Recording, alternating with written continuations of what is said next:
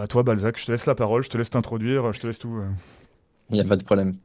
Déjà, bonjour à tous. Je me présente, je m'appelle Balzac, je suis chrétien catholique, je suis aussi apologète, c'est-à-dire que je défends la foi chrétienne face à ces objections qui y sont tenues, que ce soit de la part des musulmans, des juifs, des athées.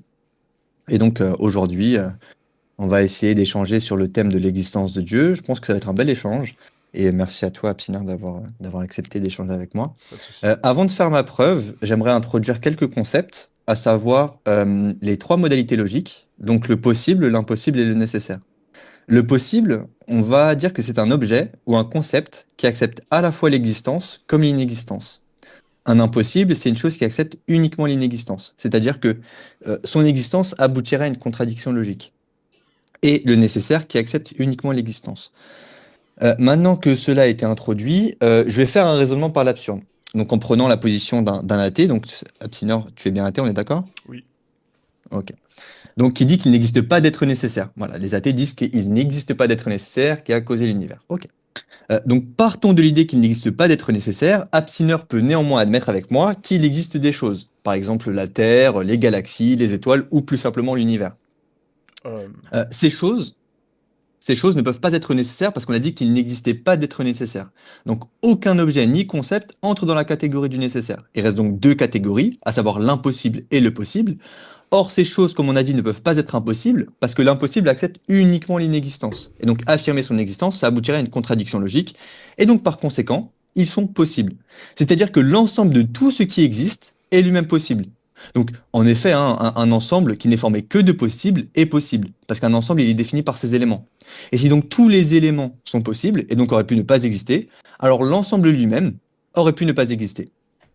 D'ailleurs, si je prends un élément de l'univers, par définition, cet élément est possible. Et donc, puisqu'il est possible, je peux le faire cesser d'exister, donc par conséquent, ça modifie l'univers, et donc ça implique que l'univers aurait pu être autrement, donc contingent. Donc, il y a un principe simple en logique, à savoir le principe de raison suffisante, qui dit que tout possible a besoin d'une cause qui n'est pas lui-même. Et que par conséquent, impossible existe parce qu'il a été causé par autre que lui-même. Donc, j'espère que jusqu'à là on suit. Sinon, n'hésite pas à abstenir si t'as pas compris certains points. Donc, l'ensemble de l'univers, il a été causé par autre que lui-même. La cause de l'ensemble des possibles ne peut pas être possible parce que sinon elle serait inclue dans l'ensemble des possibles. C'est ce qu'on voit en théorie des ensembles. Impossible est inclus dans l'ensemble. Donc, ils ont tous une cause qui n'est pas eux-mêmes, donc qui est une cause extrinsèque à eux-mêmes. Donc, si elle n'est pas dans l'ensemble des possibles, alors il reste deux solutions. Elle est soit impossible, soit nécessaire. Mais elle n'est pas non plus impossible. Pourquoi? Parce qu'on a dit tout à l'heure que l'impossible acceptait uniquement l'inexistence. Et que par conséquent, ça reviendrait à une contradiction logique. Mais on a dit aussi qu'il n'existe pas d'être nécessaire. Donc là, on arrive à une absurdité logique. On arrive à une aporie. Et c'est ça justement le raisonnement par l'absurde, c'est de supposer une chose et arriver à une contradiction et ou une absurdité logique pour y supposer la négation. Donc ici, on a bien prédiqué qu'il n'existe pas d'être nécessaire et on arrive à une contradiction. Et donc par conséquent, il existe un être nécessaire car ils ne peuvent être ni possible ni impossible. Voilà, oui. c'est fini pour ma Bah, preuve, je t'écoute. ok, bah, en tout cas, merci déjà pour ton introduction. Alors, moi, je vais être honnête avec toi, en l'espace de 30 secondes, tu m'as baisé le cerveau déjà. Ça, c'est vraiment un truc. Je comprends que tout ce que tu dis a du sens, mais il faut bien comprendre aussi que c'est grosso modo très compliqué. Il y a beaucoup de charabia, il y a beaucoup, beaucoup, beaucoup d'informations. Euh, voilà. Moi, je veux bien considérer ton argument, essayer de décortiquer, essayer d'apporter une réponse pertinente. Mais déjà, je vais pas te mentir, ça va être compliqué sur ces bases-là. Moi, en tout cas, la première chose que je peux dire, c'est que quand je t'ai dit que j'étais athée, on est parti du principe, ok, donc Dieu n'existe pas. Malheureusement, j'ai pas vraiment précisé de quel type d'athéisme je me revendiquais. Mon athéisme personnel, c'est un athéisme envers les religions. Je me considère agnostique du déisme, mais athée des religions.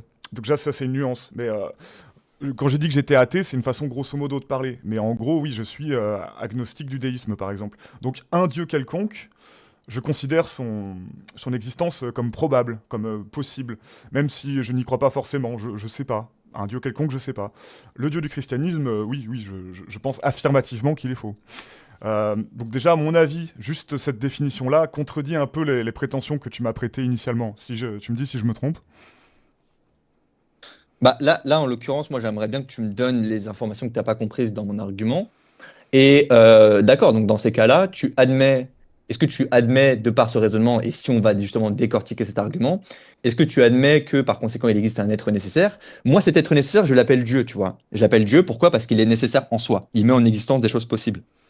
Oui, Maintenant, oui. après, évidemment, le but, ce sera de montrer que mon Dieu est un Dieu qui fait partie donc du théisme et non pas du déisme. Et ça, je peux faire une démonstration assez facile. Pourquoi? Parce que si on parle donc de Dieu théiste, c'est-à-dire un Dieu qui a des attributs, un Dieu qui a une volonté, Mhm. un Dieu qui a une puissance, et c'est comme ça que moi je définis le théisme, tu vois. Mhm. Donc si je devais définir par conséquent pourquoi le Dieu que je te présente, l'être nécessaire que je te présente, est bien théiste, eh bien c'est tout simplement parce que quand on parle de cause, alors on parle de volonté.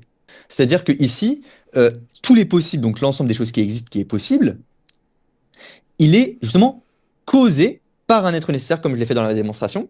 Et cet être nécessaire, il a justement une volonté. Et cette volonté, je la définis comment? Je la définis par le fait de spécifier parmi des possibles.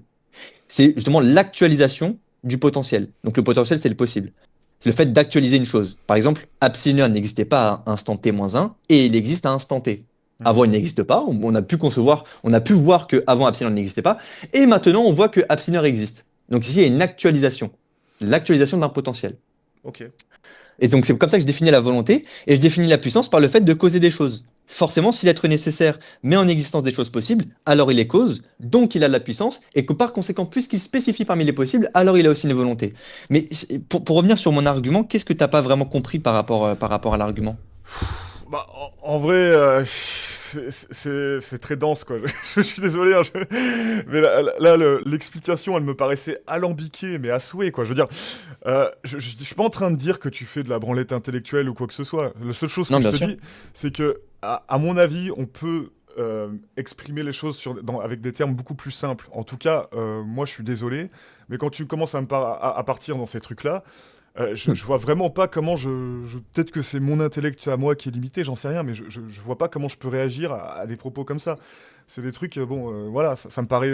Par contre, la dernière partie de ton discours, je la trouve déjà plus intelligible. Quand tu me dis, ouais, alors, un dieu codifié, etc., moi, ça me parle. Pourquoi est-ce qu'il faudrait croire en un dieu qui répond à des besoins? Comment est-ce que tu peux prétendre savoir la volonté du créateur de l'univers? Ça, c'est déjà des questions qui me parlent plus. Sans vouloir détourner le débat, mais c'est juste que le premier truc que tu m'as dit, excuse-moi, mais en fait, faudrait que je passe une demi-heure dessus à réfléchir. Enfin bon, c'est dans une discussion comme ça au tac, je vois vraiment pas comment on peut arriver à un discours. Encore une fois, peut-être que c'est moi, hein, je sais pas, mais. Ok.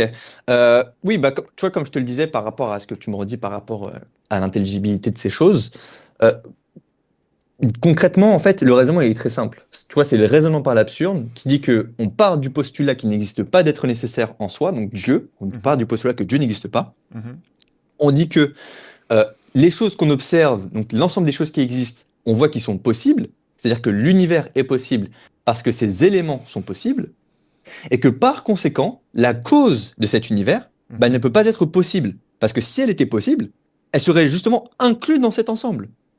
Et elle n'est pas non plus impossible, parce que l'impossible accepte uniquement l'inexistence. Donc il reste une seule solution, c'est l'existence d'un être nécessaire, donc le nécessaire. Tu vois, on peut pas en fait, si tu veux, euh, en philosophie, même en métaphysique ou en quoi que ce soit, en fait, si tu veux, on est obligé de classer une chose dans une catégorie d'existence. Ils peuvent pas être rien, tu vois, ils peuvent pas avoir aucune modalité logique. Donc, ils peuvent pas ni être possible, ni impossible, ni nécessaire, tu vois. Bien sûr. C'est une contradiction du tiers exclu. C'est de dire qu'un objet ou un concept doit nécessairement être classé dans une de ces modalités, à savoir le possible, le nécessaire et l'impossible, tu Écoute, vois. moi j'ai pas l'impression qu'il y ait un quelconque consensus sur le fait qu'on ait besoin d'une cause pour l'univers. Je pense que c'est une question ouverte et que les arguments philosophiques que tu as présentés sont justement des arguments philosophiques, mais qui ne sont pas forcément étayés par nos connaissances actuelles en sciences. Voilà. Ok, et tu définis comment l'univers? Je la définis comme l'ensemble de ce qui existe, l'ensemble de la matière. Est-ce que l'ensemble de ce qui existe, l'ensemble de la matière, est nécessaire ou contingent? Contingent. Ouais, mais donc du coup, j'ai défini le contingent comme une chose qui nécessitait une cause. Euh, Donc, du coup, si l'ensemble, et d'ailleurs si l'ensemble est contingent, si les éléments qui constituent l'ensemble sont contingents, alors l'ensemble lui-même est contingent. Bah, l'univers pourrait pourrait exister ou ne pas exister. Donc oui, il est contingent par définition. Enfin, je comprends pas en Oui, quoi donc, ça. mais justement, c'est ça qui est intéressant, ça veut dire que il nécessite une cause dans ces cas-là. Si justement euh, il a la possibilité d'exister ou de ne pas exister, ça veut dire qu'à un instant T, il n'existait pas, c'est-à-dire on peut totalement concevoir un univers totalement différent. Il n'y a pas de contradiction logique. Si je retire encore une fois un élément de l'univers, cet univers-là, il sera différent. Donc si je peux faire cesser d'exister un élément de l'univers, je peux tout autant faire cesser d'exister l'univers en tant que tel. Tu vois, ça impose pas de contradiction logique. Et c'est pour ça que je te parle de cause. C'est Mhm. pour ça que je te parle de la cause de l'univers. Elle peut pas être impossible ni possible. L'impossible, je te l'ai détaillé pourquoi. Le possible, sinon, il sera inclus dans l'ensemble. Donc, par conséquent, il reste uniquement un être nécessaire. Et cet être nécessaire, que moi j'appelle Dieu, je lui donne des caractéristiques comme la volonté, la puissance. La volonté, c'est le fait de spécifier parmi les possibles, c'est-à-dire qu'il interagit directement avec les possibles en les actualisant, c'est-à-dire qu'il les met en existence. Et la puissance, parce que justement, il met des choses en existence à partir de rien, avant toute matière. Et c'est comme ça que justement on prouve en tant que tel l'existence de Dieu. Évidemment, je suis d'accord avec toi. Maintenant, il faut prouver que mon Dieu, c'est soit le Dieu du christianisme, soit le Dieu de l'islam, soit le Dieu du judaïsme. Je suis d'accord avec toi. Voilà. Alors Mais, ça, justement. Ouais, mais non, dans mais un là, premier temps, il faut quand même. j'ai compris où t'en étais. Là, en gros, t'es dans la partie déiste d'une conversation sur l'existence de Dieu. Là, déjà, tu veux déjà établir que Dieu existe, et ensuite, après, Bien tu vas sûr, plaider en faveur de ton Dieu. Moi, je mais considère. bien sûr, bien sûr. Oui, oui. Et c'est justement ce que je fais. Regarde, justement, dans un Oui. premier temps, je prouve l'existence de Dieu, donc d'un Dieu déiste, au sens qu'il existe un être nécessaire qui a mis en existence l'univers, Mhm. et je lui donne les caractéristiques donc du théisme, à savoir des attributs tels que la volonté et la puissance. Tu Mhm. vois. Ouais, bah là c'est là-dessus qu'on a déjà un point de désaccord, parce que comme je t'ai dit, moi je suis agnostique de la posture déiste, c'est-à-dire que je considère que l'hypothèse qu'un dieu quelconque ait créé l'univers n'est pas absolument impossible. Je considère juste que c'est une hypothèse, comme ça pourrait être, je sais pas moi, un cycle infini. L'univers pourrait être un cycle infini. L'univers pourrait être autocausé par des fluctuations quantiques, comme le prétendent certains scientifiques. Et je pense que Ok. les connaissances actuelles en science ne permettent pas de déterminer qu'il est certain qu'une entité créatrice a fait Non, bah non, l'univers. évidemment, je suis d'accord avec toi. La science ne va pas parler du fait que l'univers a été causé par Dieu. Je suis d'accord avec toi. Bah, du coup, C'est... comprend ma posture. Moi, je suis matérialiste. Non, mais bien sûr. Je crois que tout se résume à la matière. Donc, à partir du moment où tu admets que la science ne peut pas prouver ça, bah, pourquoi est-ce que j'irais plus loin que le matérialisme, en fait? Bah, justement, en fait, si tu veux, en science, tu as plusieurs principes qui font qu'il y a pas que des fois il existe des choses qui sont prouvées empiriquement sans pour autant avoir une existence concrète, du moins une existence matérielle. Si je parle uniquement d'abstraction, ces choses-là, elles existent dans ma tête. Ces choses-là, on peut dire que. Alors, il y a deux positions. Soit on dit qu'elles existent dans ma tête, soit on dit qu'elles existent extra-mentalement. Mais c'est pas parce que, en fait, on n'observe pas des choses que, par conséquent, c'est faux. C'est pas parce qu'on peut pas observer une chose empiriquement que cette chose-là est fausse. Oui, bien C'est sûr, pour mais ça qu'on c'est dit pas. qu'une pro... C'est l'inverse, c'est vrai autant. C'est pas parce qu'on peut pas l'observer empiriquement qu'elle est vraie. Enfin, je veux dire, oui. Oui, bien sûr. Mais là, là, justement, là, avec la démonstration que je fais, avec le raisonnement formel que je fais, Mhm. je montre justement que si par conséquent l'univers il est défini par un ensemble de contingents, Mhm. l'ensemble est contingent. S'il est contingent, alors dans ces cas-là, l'univers est causé. Toi, tu me dis que l'univers, il existe une hypothèse pour dire que l'univers c'est auto-causé. Oui. Moi, je pense que c'est une erreur de dire ça, parce que ça serait de dire A est cause de B, B est cause de C, C est cause de A. Ça reviendrait au fait de se dire de se précéder soi-même dans l'existence. Ça, je sais, Ah, tu l'as déjà entendu. oui. Mais ça, c'est une notion philosophique de base. On ne peut pas exister avant d'exister. Ça n'a pas de sens. En tant que tel, c'est une impossibilité rationnelle. C'est comme si je dis j'existe et je n'existe pas sous le même rapport. Là, c'est une contradiction logique. Ça rompt le principe de non-contradiction. Donc, Bah, moi, mon raisonnement était, tu vois, mon raisonnement moi, était tout là. Prouver l'existence d'un être nécessaire. Par la suite, avoir prouvé cet être nécessaire, lui montrer que cet être nécessaire a des caractéristiques, puissance, volonté. Et puis par la suite, justement, tu as dit que tu étais agnostique. Ça veut dire que tu étais ouvert sur cette question. oui, Si tu es ouvert sur l'apporteur. cette question, ça veut dire que ma proposition à moi, la proposition il existe un être nécessaire, elle est soit vraie, soit fausse. On peut Euh, pas dire je ne sais pas par rapport à ça. Une proposition, elle est soit vraie, soit fausse. Elle peut euh, pas être mitigée. Ah oui, vrai, non, tu vois. Oui, une proposition, oui, oui, soit elle est vraie, soit elle est fausse. Mais par contre, prétendre qu'elle est vraie sans avoir aucune preuve, ça c'est Bah une erreur justement, là, aussi. ça porte des preuves. Bah justement, c'est des preuves de type philosophique et je pense pas qu'elles soient absolues ces preuves-là. Donc bon.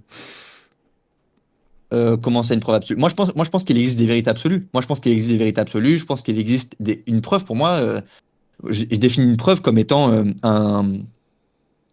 comment je pourrais définir une preuve? Il y a plusieurs types de preuves, tu vois. Si on parle de preuves en sciences empiriques, ça n'aura pas du tout le même sens de si on parle de preuves dans un sens Oui, c'est vrai qu'il y a, il philosophique. y a- il y a deux types de preuves. Tu as la preuve en général et tu as la preuve empirique, En quoi. tout cas, moi, je définis, si tu veux, je définis la preuve comme un raisonnement propre à établir solidement la vérité. Ok, ouais, ouais. Oui, ça me paraît être une bonne définition de la preuve, ouais. Bah, justement, c'est ce que j'ai fait. Là, j'ai fait un raisonnement propre à établir solidement une vérité. C'est-à-dire que j'ai donné des explications, j'ai donné des arguments, j'ai fait un raisonnement pour montrer qu'il existe un être nécessaire en prenant une position d'athée. C'est-à-dire que j'ai postulé, j'ai fait la supposition qu'il n'existe pas d'être nécessaire, et pour autant, à la fin, j'y suis arrivé à sa négation. Bah, le problème, c'est que tu as dit qu'il fallait se précéder dans l'existence. Je vois pas à quel moment l'univers doit se précéder dans l'existence, vu que si on part du principe que l'univers, il est dans le temps, dans ce cas-là, il fait juste partie du temps. Il ne se précède pas dans l'existence. Enfin, j'ai un peu du mal avec cette partie-là. Peut-être que tu pourrais m'éclairer. Bien sûr. Si on dit qu'une chose, elle est auto-causée, Ouais. c'est-à-dire que je me cause, c'est-à-dire que A est cause de B, B est cause de C, C est cause de A. Ça Mhm. voudrait dire que, finalement, A est cause de lui-même. Tu vois? Ça s'appelle une causalité circulaire. Il n'y a pas de causalité circulaire. En, que ce soit en sciences, en mathématiques ou en philosophie, hein. Il y a pas de. Jamais. Alors, j'ai jamais vu une chaîne causale où on obtient que A est cause de lui-même, tu vois? Eh ben, Parce que la notion de cause en soi, elle est absurde. Parce que pour être cause de soi à proprement parler, il faudrait justement se précéder soi-même dans l'existence. C'est pour ça que je t'ai dit que la cause de soi-même, quand on emploie le mot cause, ça veut dire qu'une chose n'existait pas et une chose existe. Ça, quand on parle de cause. du coup, Dieu C'est-à-dire que, n'est pas une cause de lui-même, Dieu? non, D'accord. non, Ok. non, non, nous, on définit pas Dieu comme étant causé. Pourquoi? Parce que justement, on le définit comme nécessaire. Mhm. Oui, c'est celui Si, qui s'il était est par causé, alors il définition, serait ouais. possible. Oui, Ouais. c'est ce qu'on appelle, en théologie catholique, c'est ce qu'on appelle la céité. C'est le fait de subsister par lui-même. Hmm. Oui, Et c'est à ce que le. je sache, l'univers ne subsiste pas par lui-même. Parce Non, que bien si sûr. on retire un élément de l'univers, l'univers est totalement différent. Ouais, Mais mais. donc finalement, là, toi qui m'as dit que tu étais agnostique, Mhm. est-ce qu'avec cette preuve, avec ce raisonnement, tu peux admettre qu'il existe un être nécessaire pour l'instant uniquement déiste, et que par la suite, tu admettes, avec l'argument que je t'ai fait par rapport à la volonté et à la puissance, que en tant que tel, le théisme, le dieu théiste existe, mais que maintenant, il faut prouver la véracité, du moins la crédibilité d'une religion. Alors, je vais être tout à fait honnête avec toi. Non, pour moi, c'est un argument assez connu. J'avoue que je crois que c'est l'argument ontologique que tu as fait, si je dis pas de bêtises, je suis pas sûr. Non, Ah, c'est pas l'argument non, ontologique. Bah, non, non. Ça, c'est un argument de la contingence ah, de la contingence, ok. qui a été développé par des musulmans, qui a été développé par Taftazani. Mhm, Donc, c'est un musulman acharite. mhm, Et j'aime particulièrement cet argument. mhm. Donc, je me suis dit en fait, c'est un argument celui de la contingence, mais qui est un peu dérivé en tant que tel, Ok. en faisant un raisonnement à l'absurde. Et je trouve cet argument particulièrement pertinent. Et justement, j'aimerais bien avoir une réponse par rapport à ça, tu vois, Là, par rapport à par ça, rapport à ce raisonnement-là. moi, ce que je t'ai dit, c'est que je vois pas en fait je vois pas pourquoi est-ce qu'on remettrait en cause. En fait, dans ce cas-là, si on suivait ton raisonnement jusqu'au bout, il y aurait déjà un consensus sur l'existence d'un être nécessaire, et je crois pas que c'est le cas. Encore une fois, bon, désolé de me fier à Un une consensus autorité, de hein. qui? Bah, dans la science, sur le fait que bah, la Mais cause la première. science étudie mais la science étudie uniquement les choses matérielles qui sont dans le cosmos. Ouais. Oui, mais Dieu n'est pas dans le cosmos. Parce qu'il est défini comme nécessaire. S'il était possible, si Dieu était possible, alors dans ce cas-là, il serait inclus dans l'ensemble, je suis d'accord avec toi. Il serait dans Mhm. le cosmos. Mais il n'est pas dans le cosmos, puisqu'il est nécessaire. Oui, mais à partir du moment où on ne croit pas en Dieu, on ne croit pas qu'il y a quelque chose en dehors de l'univers. Donc, bon, en vrai, on tourne Oui. en rond, mais je veux dire. Non, mais justement, justement, ça m'intéresse, moi, que tu me dis ça, justement, parce que quand on parle de cause, c'est une cause qui n'est pas lui-même. En fait, Quand on dit que tout possible a besoin d'une cause qui n'est pas lui-même, ça veut dire que Absineur, il peut pas être cause de lui-même. bien Sa sûr. cause, elle vient d'autre part. Elle vient d'autre que lui-même. Mais c'est pas À parce que savoir, par exemple, de. c'est pas Ouais. parce que l'univers émergerait de rien qu'il serait auto-causé, en fait. Je vois comment tu fais le saut de. Ok, il y a Ah, des. c'est toi qui m'as dit qu'il était autocausé. Oui, non, mais Vas-y, il est ça, cause c'est de une lui-même. hypothèse c'est une hypothèse comme une autre. Il y a d'autres hypothèses comme la fluctuation quantique qui expliquerait qu'en gros, il y aurait des infimes fluctuations qui font qu'il y a des particules de vide, que l'univers se génère à partir de particules de vide sur des milliards de trilliards de trilliards de trilliards d'années. Et qu'ensuite, Ouais, bien bah, sûr. on en arrive à ce Mais, qu'on est actuellement. Ah, je vois pas bien en sûr. quoi c'est auto-causé, ça, tu vois, par exemple. Mais Euh, quand tu me parles de fluctuation, la fluctuation, c'est une variation. Tu vois? C'est un changement. mhm. Bah, si c'est un changement, dans ces cas-là, les fluctuations elles-mêmes, les fluctuations quantiques du vide elles-mêmes, elles sont causées. Les fluctuations quantiques du vide, elles sont elles-mêmes contingentes. Parce que dans leur définition, il y a le changement. Fluctuation quantique. Mhm. Oui, mais Bah, donc, du coup, dans ces cas-là, elles sont pas nécessaires. En plus, on a postulé qu'il n'existe pas d'être nécessaire. on a postulé qu'il n'existe pas. Enfin, oui, oui, ok, oui. Enfin bon, en fait, moi je pense qu'il faudrait mieux qu'on avance vers le. Tu peux considérer, il n'y a pas de souci, hein, que la. Enfin, je veux dire, voilà, on est tous libres, hein. Si tu penses que Dieu, l'existence d'un Dieu quelconque a été prouvée par ta démonstration, j'ai envie de te dire, grand Bah, bien t'en fasse, il n'y a pas de problème. Moi, je serais quand même chaud quand même qu'on avance sur la preuve théiste, c'est-à-dire comment est-ce qu'on fait le saut entre, ok, il y a une cause nécessaire, et par contre, c'est mon Dieu révélé qui veut pas que je me touche le zob, pour être un peu vulgaire. Donc, moi, c'est ça, ce passage-là, quand même, il m'intéresse beaucoup. Je sais pas bien comment tu sûr, fais le saut. Est-ce que tu peux m'expliquer comment tu fais le saut entre un Dieu quelconque et le Dieu du christianisme? bien sûr. Comme je te l'ai dit, après avoir démontré pour moi, l'existence d'un être nécessaire, jusqu'à preuve du contraire, euh, j'ai prouvé par conséquent aussi qu'il avait une volonté, qu'il avait une puissance. Maintenant, il faut, comme tu l'as dit, démontrer que ce Dieu-là est mon Dieu à moi. Ok. Donc, c'est-à-dire qu'il se révèle dans la création. Exactement, qu'il y a Très des bien. écrits qu'on prétend pouvoir interpréter sa parole. C'est quand même... Bien sûr. ok, Bien sûr. l'antenne est à toi. Moi, je vais te faire un argument que je trouve aussi vraiment pertinent. C'est pas l'argument des miracles, c'est pas l'argument des miracles eucharistiques, apparitions mariales, mais c'est un argument que j'ai trouvé à partir de la Bible. À savoir le fait que il existe des événements dans les Écritures, par exemple la crucifixion de Jésus, qui a été prédit avec exactitude 600 ans avant. Je te fais mon raisonnement. Tu as le psaume 22. Le psaume 22, il a été écrit 600 ans avant Jésus. Ok. Ce psaume, il nous dit que il y aura une personne qui sera crucifiée, on lui percera les mains et les pieds, on tirera au sort sa tunique et on se partagera ses vêtements. On l'abreuvera de vinaigre et on lui donnera à boire du fioul, du fiel, pardon. En fait, ce qui est intéressant, c'est que tout ce schéma, donc du psaume 22, on le retrouve avec exactitude dans la crucifixion de Jésus. Et la crucifixion de Jésus, tu peux l'admettre avec moi, même l'existence de Jésus, c'est un consensus historique par rapport à ça. Jésus a réellement existé et Jésus a réellement été crucifié. Donc, comment expliquer rationnellement, un, le fait qu'un événement de la sorte soit prédit 600 ans avant les faits et qu'il se réalise avec une précision indescriptible? Ça, c'est le premier point. Le second point, c'est le fait que le Messie devait venir avant la destruction du second temple. Donc, le temple chez les Juifs, voilà, il a été détruit entre 70, il me semble. Il me semble qu'il a été détruit avant 70 ou après 70. Donc, ça, il y a une corrélation avec ça. On nous dit que le Messie qui devait venir avant la destruction du second temple, donc avant l'an 70, allait mourir. Ok. Mais le problème, c'est que la seule personne qui est venue avant la destruction du second temple, qui est mort, percé, les mains et les pieds, avec qui on a tiré au sort ses vêtements, qu'on a tiré au sort sa tunique, qu'on s'est partagé ses vêtements, qu'on l'a abreuvé de vinaigre, qu'on l'a fait boire du fiel, et bien tout ça, en fait, on le retrouve dans la personne de Jésus 600 ans plus tard. Donc moi, ma question, elle est là, finalement. Comment expliquer rationnellement que ces événements soient prédits d'une manière parfaite par des auteurs 600 ans avant les faits? Alors, dans le cas de la crucifixion de Jésus, pour le coup,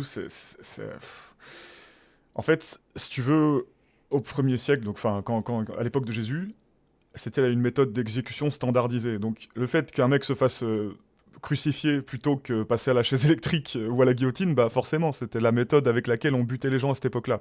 Donc déjà ça, la concordance, elle s'explique tout simplement parce que c'était la méthode qu'on utilisait. Mais tu vas me dire, ouais, mais il y a d'autres détails. Le fiel, c'est une boisson à base de vinaigre. Et bah, figure-toi que durant l'Antiquité, c'était quoi la boisson favorite du peuple? Je te donne dans le mille, c'était le vinaigre. Donc en fait, quand on regarde, on croit qu'il y a une espèce de concordance magique, mais elle s'explique tout simplement par le fait que c'était des choses qui arrivaient à cette époque et que forcément oui, c'est ce qui arrivait avec ce gars, mais c'est juste les choses qui se faisaient à ce temps-là, à cette époque-là, pardon. Donc je vois pas en quoi on peut établir à partir de cette concordance un fait extraordinaire. C'est- alors j'ajouterai aussi un autre élément. Admettons qu'il y ait une concordance extraordinaire. Déjà, là, il l'est pas parce que j'ai prouvé le contraire, mais admettons qu'il y en ait une. Les Simpsons ont prédit 20 ans à l'avance que Trump allait être élu. T'imagines la dinguerie? Enfin, il y a des milliers, voire des centaines de milliers de millionnaires en Amérique, et dans les Simpsons, ils disent c'est Donald Trump, bam, 20 ans plus tard, il est élu. Comment t'expliques ça? Pareil, les Simpsons avaient aussi prédit le rachat de la Century Fox par Disney. Imagine les probabilités. Et est-ce que, du coup, on va faire une nouvelle religion autour des Simpsons. Enfin, je veux dire, ce raisonnement est, selon moi, absurde. Et je pense que tu devrais arrêter de te servir de ce truc-là comme d'une preuve, parce que, honnêtement, je crois que c'est un des pires arguments que j'ai entendus. Après, voilà. Bon, je te laisse répondre. Ok, merci beaucoup. Moi, je suis pas d'accord avec toi sur cette preuve et je vais t'expliquer pourquoi. Déjà, je pense pas que tu as prouvé de manière absolue le fait que les Simpsons avaient prédit telle et telle chose, tel et tel événement. Puis dans tous les cas, en fait, tu compares 20 ans avec 700 ans. Enfin, ça n'a pas du tout ça n'a pas du tout le même range de probabilité temporelle. Ça n'a rien à voir. Quand on parle de 700 ans avec une description parfaite des éléments, il y a 700 ans, le roi David n'y connaissait pas la crucifixion. Le prophète Daniel ne connaissait pas la crucifixion non plus. Ça n'existait pas à l'époque. Ça existait chez les Perses, mais ces gens-là, les Juifs, ne connaissaient pas cette méthode-là. Et c'est ça justement qui est intéressant. Pourquoi? Et c'est pour ça que j'y reviens. Jésus n'a pas eu les os brisés. Jésus, on l'a abreuvé de vinaigre. Jésus, on lui a percé les mains et les pieds. On a tiré au sort sa tunique, on s'est partagé ses vêtements. Il est venu avant la destruction du second temple et il est mort. Toutes ces choses-là étaient annoncées 700 ans avant. Et moi, ma question, c'est, parce que tu m'as fait des exemples, tu m'as fait des contre-exemples, mais tu m'as pas expliqué rationnellement comment expliquer que des événements particuliers soient annoncés 700 ans avant les faits. 700 ans avant les faits, tu as un événement précis, catégorique. Ok, Jésus sera mort, le Messie mourra. Le Messie mourra avant la destruction du second temple. Le Messie aura les mains et les pieds crucifiés. Il aura les mains et les pieds percés. On l'abreuvera de vinaigre, on tirera au sort ses vêtements, on tirera au sort sa tunique. Excuse-moi, mais en fait, si on décrit avec perfection un événement comme ça, pour moi, c'est justement, soit tu dis que c'est une corrélation qui n'implique pas de causalité, et donc dans ces cas-là, je serais pas du tout d'accord avec toi, et je pourrais te prouver le contraire. Soit alors, dans ce cas, tu peux admettre le fait que il existe une probabilité infime pour dire que ces personnes-là ont prédit ces choses-là. Soit alors, dans ces cas-là, tu dis que, en effet, c'est l'être nécessaire que j'ai prouvé tout à l'heure qui a mis, justement, dans la tête de ces personnes, cette volonté de, justement, prédire des événements. Ok. Voilà pour ma réponse. Ok. Alors, au risque de paraître désagréable, tu m'as juste répété le même truc alors que je t'ai expliqué pourquoi est-ce que c'était pas pertinent de considérer que c'était miraculeusement correspondant. Alors, tu as rajouté quand même un élément, c'est que tu as dit qu'il avait les genoux qui n'ont pas été brisés. Encore une fois, pendant l'Antiquité, bah, des fois on brisait les genoux des condamnés, des fois on les brisait pas. C'est un truc qu'on sait parce qu'il y a des rapports je sais plus comment ça s'appelait, il y a un nom exactement pour l'acte de briser les genoux. En fait, on brisait les genoux pour accélérer la mort. Quand le mec, ça faisait trop longtemps qu'il agonisait, des fois c'était limite un acte de miséricorde de lui. Exactement, Voilà. exactement. Mais là, Donc, c'est pas la raison non, particulière mais pour je veux laquelle dire, Jésus les a brisés.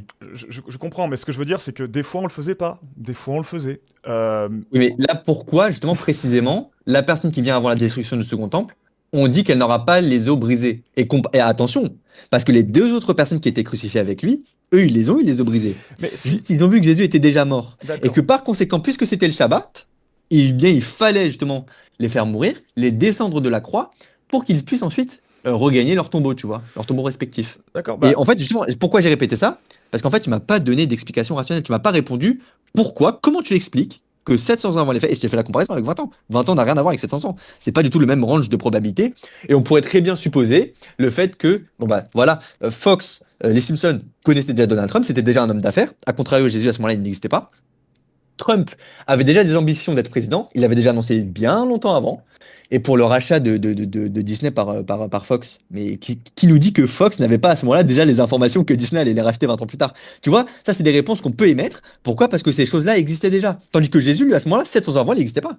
700 ans avant, il n'existait pas, et il y a des gens qui ont prédit avec exactitude la crucifixion de Jésus. Et ça, j'aimerais vraiment comprendre. Quelle est ta réponse? Comment tu réponds au fait que des gens ont prédiqué, annoncé, avec une exactitude la crucifixion de Jésus? ok.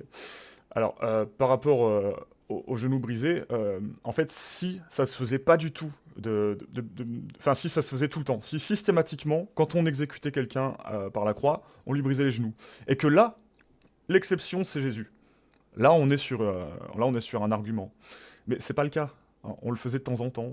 Des fois, on le faisait, des fois, on le faisait pas. Donc, en fait, ça pouvait arriver, je sais pas, sur un chiffre de bon cul, ça pouvait arriver peut-être une fois sur deux. Alors, du coup, ok, bah, elle est géniale ta prédiction, mais si ça arrivait de temps en temps, bon, bah, c'est comme le truc avec le vinaigre. Moi, je les ai déjà vus, les mecs, parler de ce vinaigre, dire, regardez, ils parlent de vinaigre. Mais c'était la boisson que tout le monde buvait à cette époque. Ils prenaient du vinaigre dilué dans de l'eau. Donc, forcément, le gars, quand il est en train d'agoniser sur la croix, qu'est-ce qu'on lui donne? Faut que t'imagines que c'est comme si on parlait de coca en 2024, tu vois. Enfin, euh, donc, en fait, déjà, tu parles d'une correspondance exceptionnelle. Encore une fois, tout ce qui est décrit dans ta prophétie, ce ne sont que des faits banals. Il n'y a absolument rien d'exceptionnel par rapport à une exécution de cette époque-là. Donc à quel moment est-ce qu'il y a une correspondance exceptionnelle? Par rapport aux Simpsons, enfin, je veux dire, il peut avoir des explications, hein. Je dis pas que... voilà, je suis d'accord avec toi qu'il peut y avoir des explications. Mais c'est juste pour faire une comparaison, en fait. Je veux dire, il peut aussi avoir des explications qu'un mec en Judée au 1er siècle se soit fait crucifier. Et d'ailleurs, je tenais à ajouter avant de finir, cette personne en l'occurrence, pendant le 1er siècle, enfin d'ailleurs c'était même avant le 1er siècle et même encore après le 1er siècle, il y avait plein de personnes, il y avait plein de petites sectes de partout. Et il y avait plein de personnes qui étaient déclarées comme étant, comme étant les personnes les prophètes qui avaient accompli la prophétie. C'était un truc assez commun à cette époque-là. On retrouve des chroniques, des rapports qui parlent justement de plein de sectes de gourous du 1er siècle qui avaient ces prétentions. Donc qu'il y en ait un qui soit fait exécuter et qu'on lui a pas pété les genoux et qu'il ait juste bu du vinaigre avant de mourir, voilà, c'est juste un fait qui est tristement banal. C'est bon, j'ai fini. Ok, merci beaucoup. Euh, Bon, Euh, bon, encore une fois, comme je vais dire la même phrase que tu m'as dit tout à l'heure. Là, tu répètes la même chose, mais tu ne m'as pas répondu. C'est-à-dire que tu ne m'as pas expliqué comment cela se fait-il que ils ont annoncé ces événements, que plusieurs personnes ont annoncé ces événements, qu'ils ne se connaissaient pas et pas sur un même laps de temps. Et pour ton analogie avec les Simpsons, elle est mauvaise pour moi. Justement, je t'ai montré pourquoi. Mais depuis quand David, par contre, savait le fait que le vinaigre était la boisson favorite des Romains, tu vois, ça n'a pas de sens. Jésus, on l'a jamais vu boire du vinaigre. À la rigueur, on le voyait boire du vin, mais jamais on a vu Jésus boire du vinaigre, si c'était sur la croix. Et David, en fait, il a aucune raison de savoir que le vinaigre était la boisson favorite des Romains à ce moment-là, tu vois. Et par contre, attention, les chroniques que tu rapportes, je suis d'accord avec toi sur le fait que des personnes se prétendaient être le Messie. En revanche, ils sont venus au deuxième siècle, pas premier. Ils sont venus au deuxième siècle et c'était des personnes qui sont venues après la destruction du second temple. Donc par conséquent, ils ne peuvent pas être considérés comme le Messie. Et c'était Sabbatai Zvi, il me semble. Attends, non, faut pas que je dise de bêtises. Je vais être précis. Bar Horba, voilà, il s'appelait comme ça. Bar Horba. Lui, c'était entre guillemets un Messie, tu vois, du deuxième siècle. C'est pas du premier. Carrément, je pense que tu me parles de ça quand tu me parles des chroniques qui sont rapportées. Simon Bar Horba, oui, en effet, c'était un Messie qui est venu au deuxième siècle que nous on reconnaît pas, mais qui en revanche est venu après la destruction du second temple et que lui n'a pas été crucifié et que par conséquent il peut pas être la personne qui a été annoncée dans ces textes-là à ce moment-là. Donc vraiment, je te repose la question. Quelle est la réponse au fait que ces personnes ont annoncé un événement particulier, donc à savoir la crucifixion, d'une manière parfaitement bien détaillée, avec une précision incroyable, tu vois. Ok. Et pas en me faisant pas en me faisant une analogie. Moi, je veux vraiment une réponse. Comment eux, ils savaient ça? Bah, déjà, alors, pour moi, personnellement, je considère que tu as complètement ignoré ce que je t'ai dit sur le fait que c'était terriblement banal de se faire tuer de cette façon au Non, premier bien sûr. siècle. Attends, excuse-moi. Excuse-moi. En fait, tu avais dit beaucoup de choses. J'avais pas pu répondre à tout. J'avais oublié. Évidemment, je suis d'accord avec toi. C'était banal à ce moment-là Bah, du coup, c'est pas une de se faire prophétie. crucifier. C'est pas une prophétie si c'est banal, du Non, coup. attention, attention. C'est pas parce qu'une chose est banale. Attention, c'est pas parce qu'une chose est banale que par conséquent, ce n'est pas une prophétie. Non, mais Est-ce qu'il y a 700 ans, la crucifixion était banale? Est-ce qu'il y a 700 ans, le vinaigre, il était banal? Est-ce qu'il y a 700 ans, oui. on savait qu'une personne allait se faire. Mais non, il y a 700 ans, on savait pas que la personne qui Ah allait oui, se faire crucifier. il y a 2000 ans, pardon. Je voulais dire il y a 2000 ans. Ouais. Non, oui, quand je parle de il y a 700 ans, je parle vraiment 700 ans avant Jésus. Il y a personne à 700 ans avant Jésus qui savait que cette personne allait être crucifiée, que cette personne, on allait l'abreuver de vinaigre. Excuse-moi, mais à ce moment-là, David, il savait pas que que les Romains, leur boisson favorite, c'était le vinaigre, hein. Non, non, mais c'était pas Il ne juste, savait. c'est pas juste les Romains, c'était dans toute Non, la non, mais Judée. même. Enfin, Non, non, non, non. Bah, sinon, je veux bien des sources par rapport à ça. oui, on Parce qu'à la retrouve. rigueur, il y a le vin. Il y a le vin, mais il y a pas. Chez les Juifs, il n'y a pas le vinaigre. Et en fait, il y a beaucoup de sources archéologiques, je m'étais renseigné un peu là-dessus, qui parlent on a retrouvé des poteries avec des restes dedans, et ça a été analysé. C'est quelque chose qui est plutôt bien documenté, en fait, je sais pas exactement sur quel range ça se passe, si c'est sur 400 ans, si c'est sur 1000 ans, je sais pas, honnêtement. Mais je sais qu'en tout cas, durant l'Antiquité, oui, c'était une boisson qui était très populaire, et qui était Ok. populaire justement dans la zone géographique de Jésus. C'est ça qui nous intéresse aujourd'hui. Alors, je sais pas si tu avais quelque chose à ajouter ou si tu veux que je te réponde tout de suite. Bah, justement, moi, d'ailleurs, quand je me parle de vinaigre, le vinaigre c'était interdit chez les Juifs, donc ils pouvaient pas en boire. Donc C'était je sais même le... pas s'ils connaissaient à ce moment, je sais même pas s'ils connaissaient à ce moment-là l'existence du vinaigre. Du moins, s'il savait que le Messie, il allait quand même le faire humilier par des choses qui sont interdites dans le judaïsme. Ça me paraît quand même assez étrange. Mais oui, moi, ma question, et je vais te la reposer pour qu'on soit bien clair, quelle est la réponse si toi tu étais David, si toi tu étais Daniel, comment tu sais que une personne sera crucifiée et que tu décris parfaitement le récit de sa passion? Ça, ma question elle est bien formulée, elle est bien claire. Ouais. Dire 700 ans à l'avance qu'une personne va être crucifiée, pour moi, c'est pas exceptionnel parce qu'à partir du moment où c'est la méthode de. Comment on appelle ça que c'est la méthode normale pour tuer quelqu'un, bah forcément, il allait pas être tué en le jetant par une fenêtre. Donc voilà. Ensuite, mais si on met. Là, je fais que répéter, donc j'ai pas envie de passer ma soirée à me répéter. Donc je vais quand même sortir un autre argument histoire qu'on puisse un peu avancer dans la discussion. Mon autre argument, ça sera de dire que la plupart des historiens considèrent que, tout simplement, la Bible a été altérée pour coller au récit de l'Ancien Testament. Cependant, j'affirmerai qu'on n'est pas obligé d'en venir à cette explication pour expliquer certaines prophéties. Certaines prophéties, comme celle que tu m'as montrée, s'expliquent tout simplement par le contexte historique. Par rapport aux historiens, j'en ai pas cité, je peux te dire un nom comme dont tu connais l'existence. Bart Ehrman, par exemple, il considère que la Bible a été écrite pour coller au récit de l'Ancien Testament. Donc voilà. Alors, ça t'a fini? Ouais, c'est bon. Ouais. Ok. Je suis d'accord avec toi sur le fait que c'est encore une fois une méthode qui est utilisée par les Romains, mais pas par les Juifs, et surtout pas 700 ans avant les faits. Et oui, on peut effectivement dire que moi aussi, je peux très bien dire dans 1000 ans, il y a une personne qui va mourir. Bah évidemment, évidemment, c'est un fait banal. Par contre, décrire avec perfection, si je dis dans 1000 ans, cette personne va mourir et on lui brisera les mains, on lui percera les mains et les pieds, on tirera au sort ses tuniques, on se partagera ses vêtements, on l'abreuvera de vinaigre, on l'abreuvera de fioul. Excuse-moi, mais non, mais ça. Tu peux pas dire ça simplement de cette manière. Là, c'est pas une simple coïncidence. Là, c'est pas une simple affirmation banale.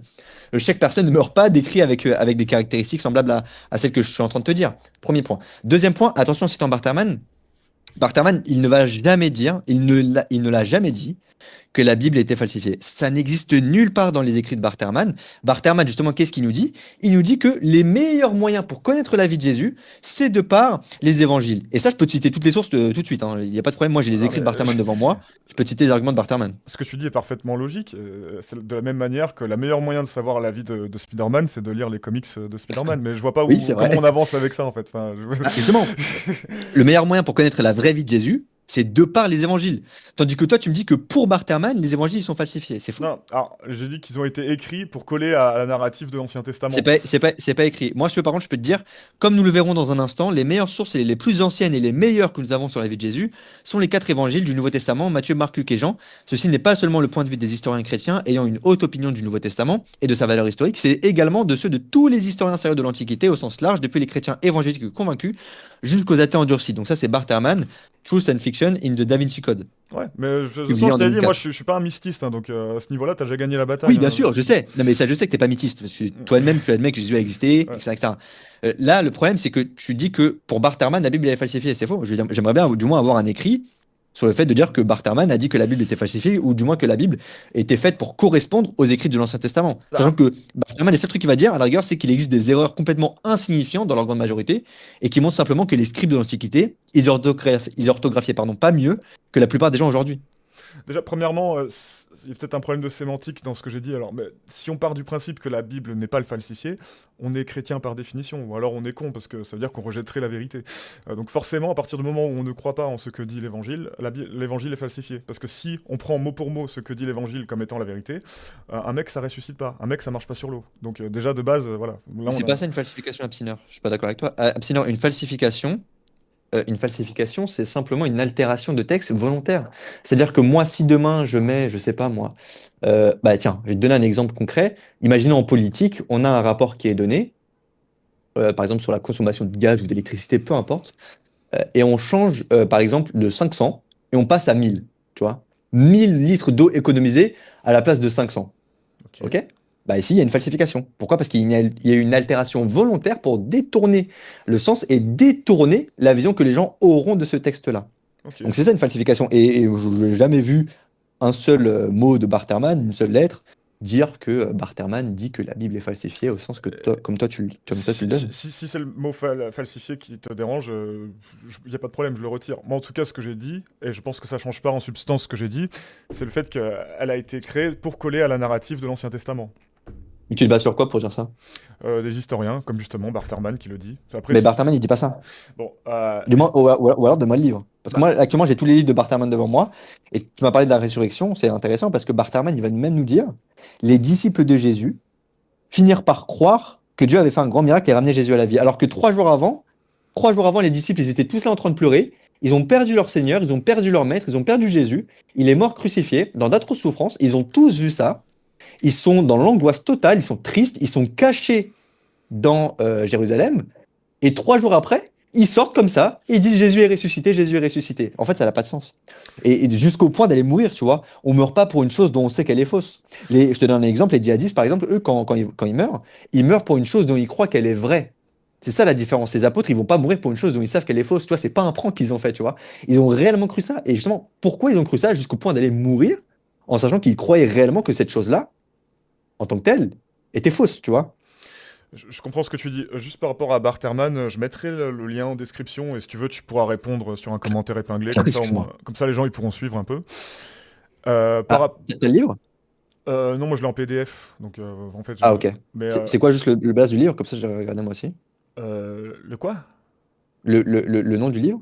Le nom du livre? Ah non, mais j'ai pas le nom du livre. Moi, j'ai Ah, pas ok. fait une recherche. J'ai fait une recherche à Ok, Azob, on hein. n'a pas de problème. Non, mais j'ai fait On une n'a pas de recherche à problème. Azob, hein. Je plaide coupable, j'ai fait une recherche à Azob. Voilà. Mais de toute façon, je mettrai la référence après parce que là, il faut que je retrouve le document que j'avais consulté parce que c'était un article que j'avais lu en ligne en fait. Donc, je vais chercher ça. Je vous mets ça en Ah, description. c'est sûrement sur son site à lui, à la rigueur, peut-être, parce qu'il a un blog, je sais où est-ce qu'il commente souvent. Ouais, je vous retrouverai la source et ensuite vous pourrez la consulter. Moi, tout ce qu'on a. En fait, à partir du moment où je dis un truc et qu'on n'est pas d'accord dessus, je le mettrai en commentaire. Donc voilà, Ok, y a pas de problème. là, tenez-le pour dit, il n'y a pas de problème, je mettrai ça en commentaire. Comme ça, les gens ils pourront vérifier en amont et se faire leur. Et si du coup, me dis pas que c'est falsifié, du coup, tu dis quoi Bah, du dans coup? ce cas, je m'excuserai, écoute, hein, c'est pas grave, hein, l'erreur est humaine, j'ai envie Non, de mais dire, ça hein. arrive, bah bien Mais, sûr, je suis d'accord avec toi. moi, honnêtement, j'ai pas inventé cet article, hein, je me souviens bien l'avoir lu, donc bon, bref, on va pas rester là-dessus une demi-heure, de toute façon, on verra après.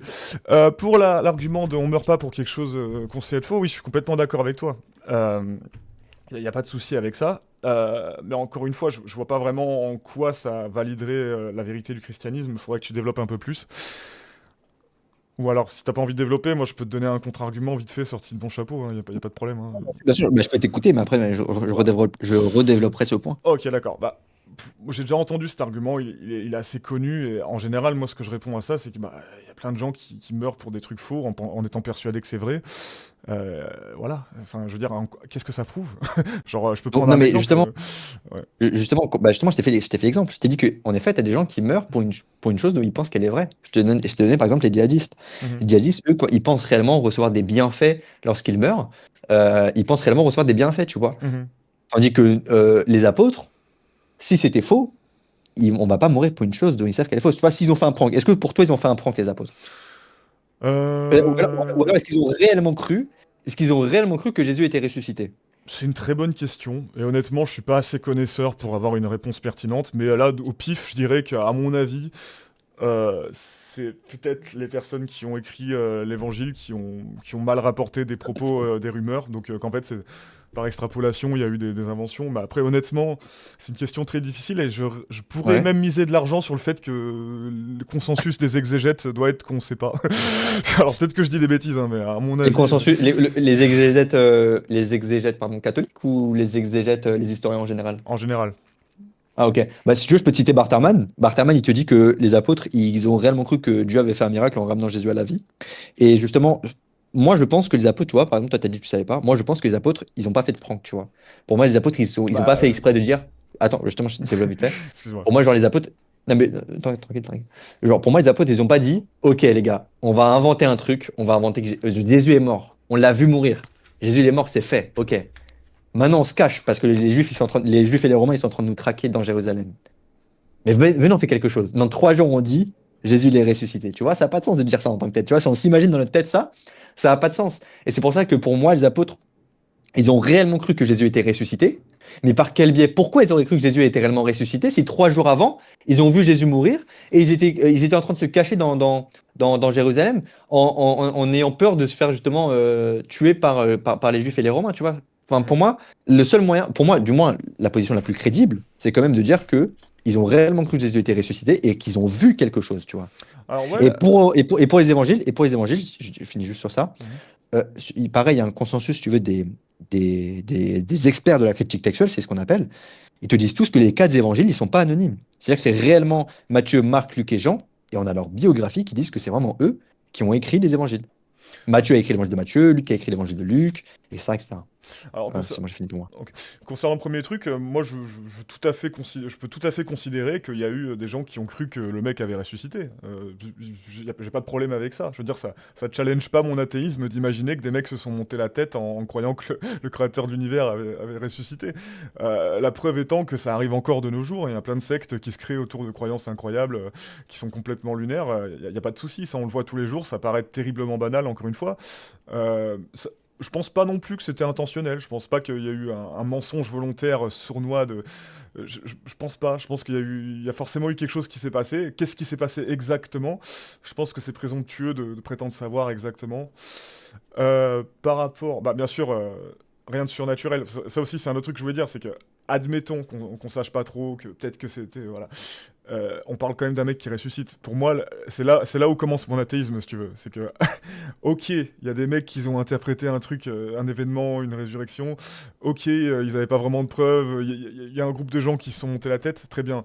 Mais venir dire que du coup, on a des preuves qu'un mec a ressuscité, qu'il a multiplié des pains, qu'il est né d'une mère vierge, faut pas pousser, quoi. Je veux dire, là, clairement, là, je suis athée de ça. Ça, pour moi, c'est niette. Par rapport au deuxième truc que tu as dit, est-ce que tu peux me le relancer un peu, parce que j'ai un peu perdu le fil. Alors, j'ai sûrement dit que les évangiles, ils ont réellement été Ah oui, écrits par voilà. Matthieu, Marc, Luc et Jean. C'est bon, ouais, j'ai rechopé.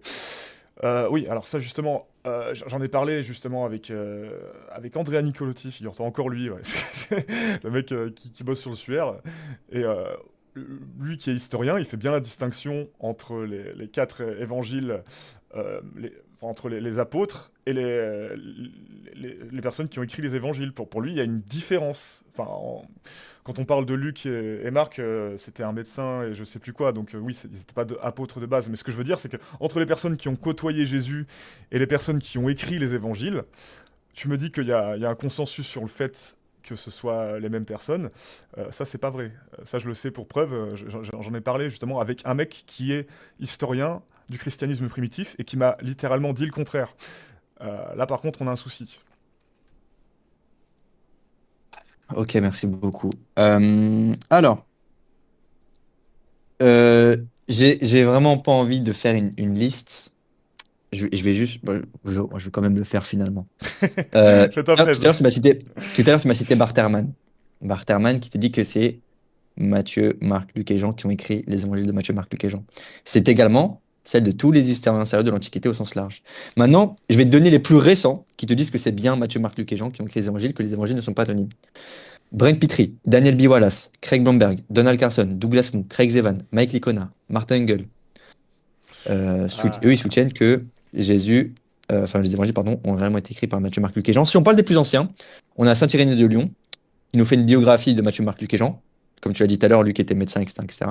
Théophile d'Antioche, Clément d'Alexandrie, Eusèbe de Césarée, Origène, Tertullien, Denise d'Alexandrie, Papias de Hiérapolis et Hippolyte de Rome. D'autant plus que Eusèbe de Césarée et Papias de Hiérapolis, ce sont des historiens, tu vois. Donc, des historiens primitifs, tu vois. Mais sinon, tu vois, je t'ai donné une bonne liste, hein. Tu vois, je t'ai donné une bonne liste ouais. des personnes qui disent que c'est bien Matthieu, Marc, Luc et Jean qui ont écrit les évangiles de Matthieu, Marc, Luc et Jean. Euh, Et bon, ça, c'est pour les gens qui sont plus de la thèse mythiste. Il y a 41 auteurs académiques qui affirment l'existence historique de Jésus. oui, Voilà, bon, donc ça, c'est mon point. ça, Ça, au moins, encore une ça, fois, au ça moins, on t'as est pas d'accord besoin de là-dessus. me. Je t'ai déjà dit, Ça, on est d'accord tu là-dessus, prêches au un moins. Ça, on est convaincu, d'accord donc là-dessus. pas de problème. Ouais, super. Et maintenant, je voulais juste revenir pour revenir sur la thèse de la crucifixion et de la résurrection. Pourquoi, dans ces cas-là, ils iraient dire que Jésus est ressuscité? C'est qu'ils ont vu des choses. Le plus crédible, c'est de dire que justement, Jésus était réellement ressuscité pour eux. Pourquoi ils iraient proclamer ça 3 jours après sa mort? Tu vois, ça n'a pas de sens. D'autant plus que, si tu veux, c'est là où est-ce que tout le théisme est là. Parce que toi, tu m'as dit de prouver le théisme. Mais si je te prouve le théisme, il faut bien que je te montre des choses extraordinaires. Si je te montre des choses extraordinaires et que toi, tu me dis c'est là que mon athéisme il commence, bah forcément. Là, je te montre par des preuves, du moins, entre guillemets, des preuves, mais surtout des raisonnements, qui montrent qu'il est beaucoup plus crédible de croire ça plutôt qu'une autre chose. Tu vois? J'ai fini. Ok. Déjà, franchement, la team PDF, vous êtes redoutable, hein. Sortir les noms comme ça, tac, tac, tac, tac, tac. Vous êtes Ah, forts, les je vais gars. dire la vérité. Bah, Ouais, je vais dire la vas-y. vérité. Dès que tu m'as. Bah, mais je te dis la vérité, y a pas de problème. Dès que tu m'as dit que c'était pas Matthieu, Marc, Luc et Jean qui sont partis écrire les évangiles, t'as Ouais. raison. Je suis parti chercher dans mes petites notes. Oui, c'est logique parce que Bah, normal. j'ai travaillé sur. Non, mais je Non, mais travaille sur ça aussi, moi aussi, hein, tu défends ton en bout tant de gras, hein. qu'apologète. Non, mais je comprends, t'inquiète, hein, y a pas de problème. Non, mais surtout qu'en tant qu'apologète, tu vois, souvent on est confronté à des gens qui nous disent, par exemple, voilà, comme toi, ce que tu m'as dit. Donc, forcément, pour montrer un petit peu que, quand même, je maîtrise ce sujet, je te donne les personnes qui. Je vois Bah, que je connais, tu vois, je te montre pas que je suis oui. quelqu'un qui connaît pas le sujet que j'énonce. Après, moi, ce que je voulais dire, c'est que, en effet, tu peux trouver des gens qui soutiennent que c'est les mêmes personnes qui les ont écrits, mais ce que je dis, c'est que dire qu'il y a un consensus du coup là-dessus, c'est pas vrai. Il y a un consensus sur l'existence de Jésus, ça c'est vrai. Il n'y a pas de consensus sur le fait que ce soit attribué aux personnes qui côtoyaient Jésus. Bon, bref. Pour l'autre truc. Du coup, pour l'autre truc. Ah, excuse-moi, j'ai du mal à me concentrer aujourd'hui. Là, alors, ah oui, le C'est la fait. providence, hein, ça veut dire que tu vas devenir chrétien. Je serais pas si enthousiaste à ta place. Ah oui, voilà, oui, donc le surnaturel. Moi, j'ai aucun problème avec le fait que pour prouver son existence, Dieu il fasse des miracles. Le seul problème, c'est qu'à chaque fois, je considère que ces miracles sont très très opaques, pour rester poli.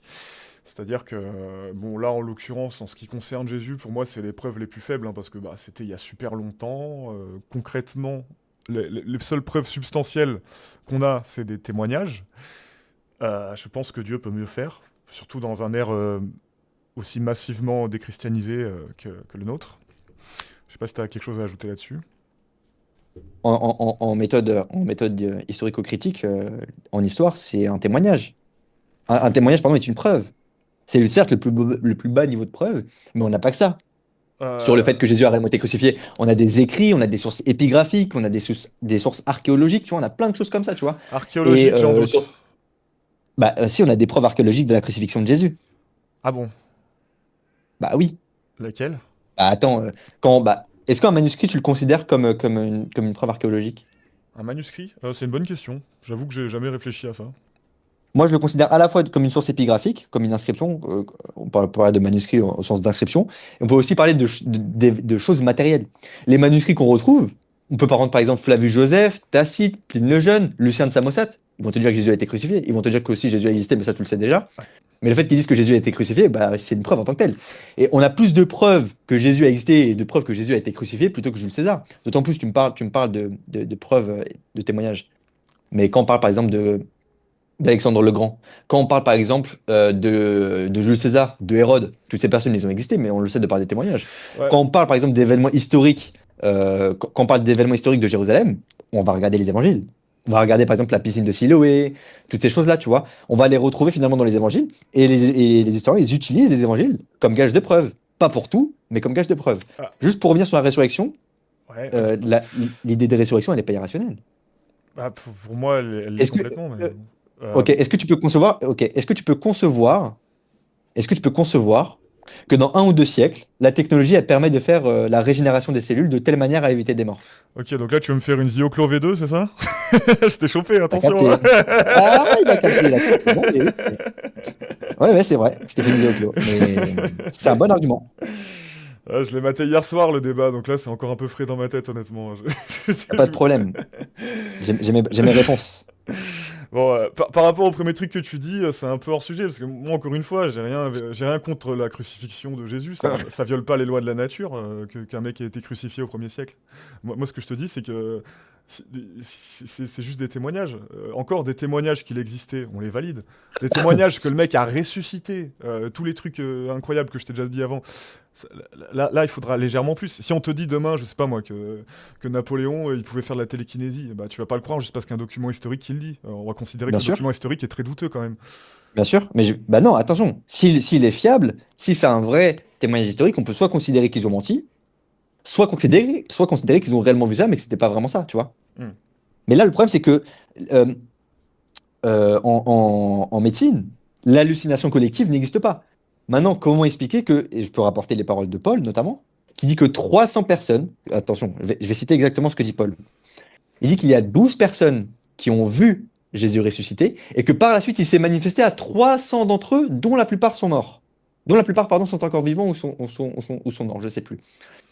Mais ici, certes, il y a des témoignages, mais en tant que tels, ces témoignages-là sont gages de preuves. Donc soit ils ont menti, soit alors dans ces cas-là, ils ont réellement cru ça, parce que soit ils ont vu, soit alors dans ces cas-là, ils ont inventé ça, du moins ils ont cru réellement voir ça, et que par conséquent, c'était une hallucination. Mais on a dit que l'hallucination collective, elle n'existait pas. Donc il y a deux solutions. Soit ils ont inventé ça, donc par conséquent, c'est le plus gros prank de, depuis 2000 ans, et par conséquent, ça c'est irrationnel, on l'a montré tout à l'heure. Soit alors dans ces cas-là, ils ont réellement cru et vu des choses surnaturelles qui montraient que Jésus était ressuscité. Et oui, hein, attention, je reviens sur le truc de Zioclo, comme tu dis. Bah oui, en fait, on peut considérer la régénération des cellules de telle manière à éviter des morts. Et que, en tant que telle, cette idée-là n'est pas irrationnelle. Pourquoi? Parce qu'on pourra la considérer dans un futur lointain, tu vois. Ouais, je comprends, je me souviens un peu, mais moi, Excuse-moi. par rapport à Zioclo, le souci que j'ai, moi, c'est que je considère pas que c'est la définition de l'extraordinaire. Pour moi, la définition de l'extraordinaire, elle est beaucoup plus simple que celle de Zioclo. Pour moi, c'est juste ce qui viole les lois de la nature. Voilà, tu vois, moi, je crois pas qu'on a pas besoin on a pas besoin de faire plus compliqué que ça, hein. Pour moi, un être humain qui ressuscite, c'est extraordinaire dans le sens où ça viole les lois de la nature. C'est pas ce qu'on sait pas de la nature que ça viole, c'est ce qu'on sait de la Mais nature que ça viole.